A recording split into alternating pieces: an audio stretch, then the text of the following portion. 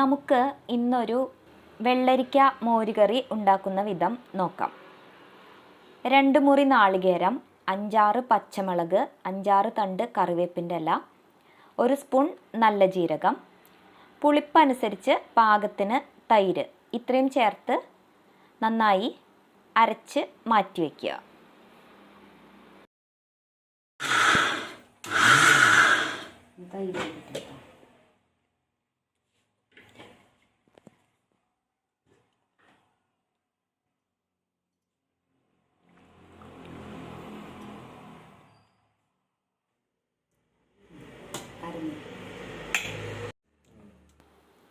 ചെറിയ ഒരു വെള്ളരിക്കയാണ്. ആ ചെറിയ വെള്ളരിക്ക മോരുകറിയുടെ പാകത്തിനുള്ള വലിപ്പത്തിന് മുറിച്ച് കഷ്ണങ്ങളാക്കുക.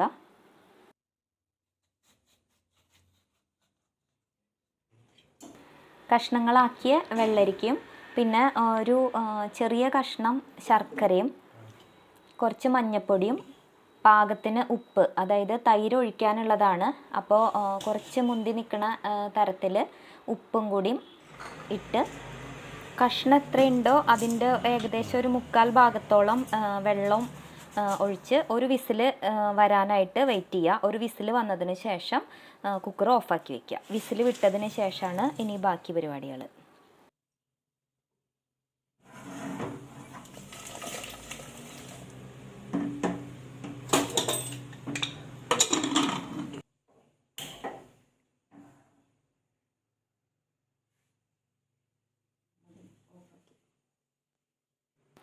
കുക്കർ വിസിൽ വിട്ടതിന് ശേഷം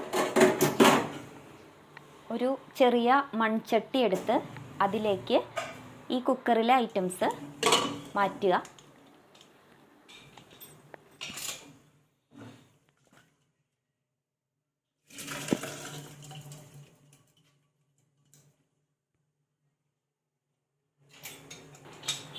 ഒരു സ്പൂൺ നെയ്യ് ചേർക്കുക.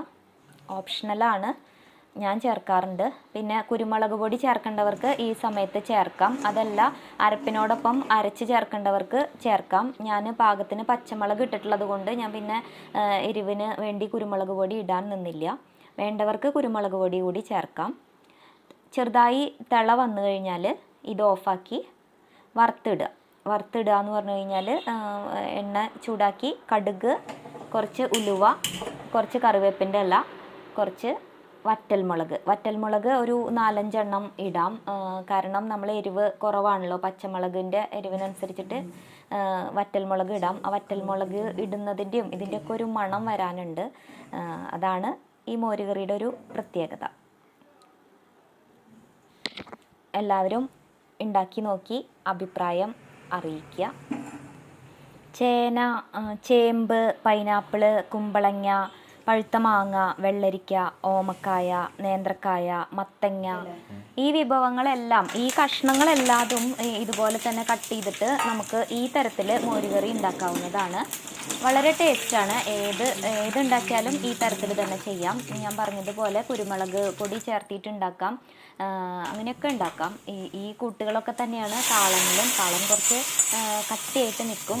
കുറുക്ക് കാളൻ ഉണ്ടാക്കുമ്പോൾ നമ്മൾ അരപ്പ് ചേർക്കുമ്പോൾ ഇത്രയധികം വെള്ളം ചേർക്കരുത്, അത്രമാത്രമേ ഉള്ളൂ വ്യത്യാസം. വേറെ എല്ലാതും ബാക്കിയൊക്കെ സെയിം തന്നെയാണ്.